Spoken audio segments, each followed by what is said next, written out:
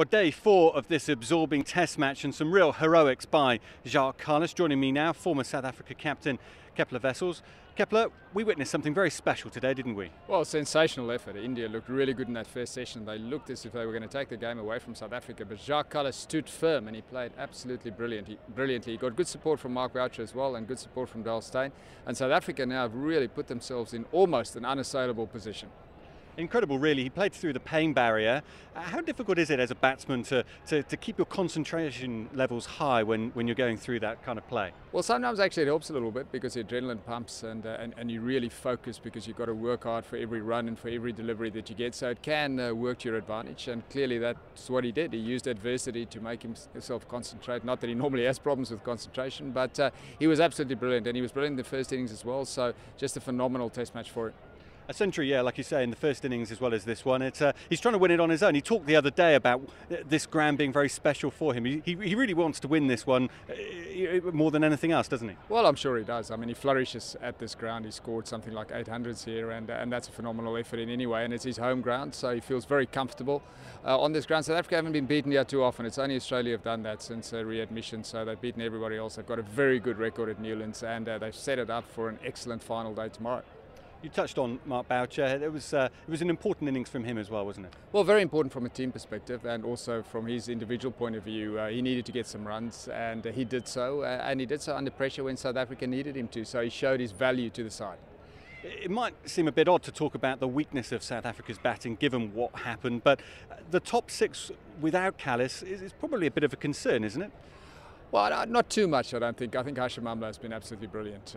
Perhaps Alvaro Peterson needs to look at his conversion rate. He's got a few starts, but he hasn't kicked on to make big scores. Graham Smith hasn't had the best of series, but they're pretty solid top 6 when you throw AB de Villiers in there as well. So they've made a lot of runs all around the world in the last couple of years or so. So I don't think batting is really too much a problem for them.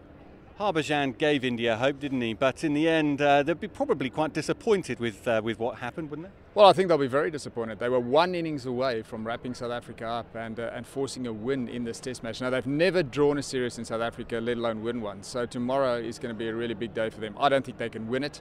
The best result, I believe, for them would be a draw. And if they achieve that, I think that they'll feel that they've made progress, because at least then they wouldn't have come out and lost the series. But for them to survive 90 overs on a 5-day pitch at Newlands is going to be really tough.